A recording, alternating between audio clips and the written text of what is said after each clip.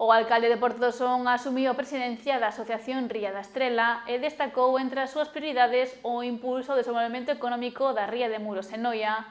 Ademais, subliñou varias medidas que considera clave para o futuro da comarca.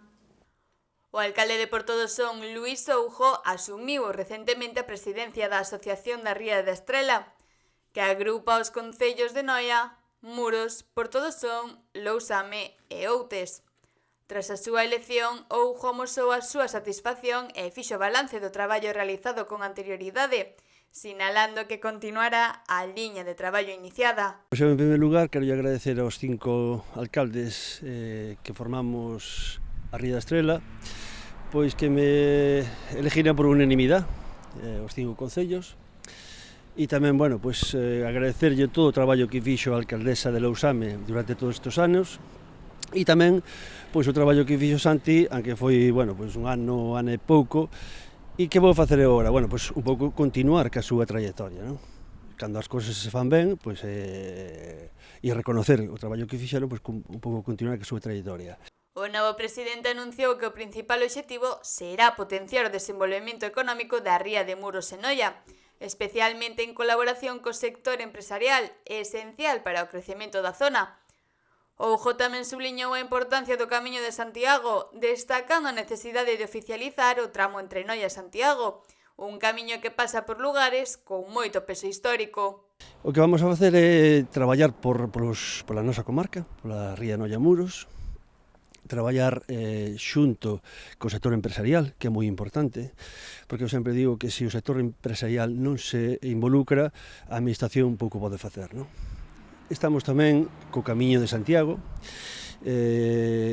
temos por parte do Arzobispado reconocido pois todo o que é o Camiño de Santiago, Muros, Noia, Portosón, Noia, hasta Santiago, e tamén queremos que a ver se somos capaces de oficializalo por parte da Xunta de Galicia. Temos vestixios de sobra para demostrar que é efectivamente, ademais en Noia e o Portos Apóstoli, que será o Camiño de Santiago, e é un reto que ahora temos e a ver se o conseguimos rapidamente.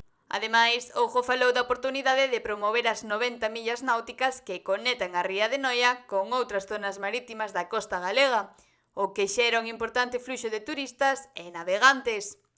O alcalde fixo fincapé en que a ría de Muros e Noia, entre a Costa da Morte e as Rías Baixas, aínda é un destino por descubrir. 90 millas náuticas que, bueno, pues veñen polo mar, tanto da zona norte como da zona sur. O puerto máis cercano a Santiago, pois en este caso é Portosín, e tamén queremos pois traballar sobre este tema, porque ademais ten moi boa prensa, a xente participa moitísimo e todo ese tránsito que circula polas nosas costas pois ven hacia a nosa comarca, hacia a nosa ría e queren visitar Santiago.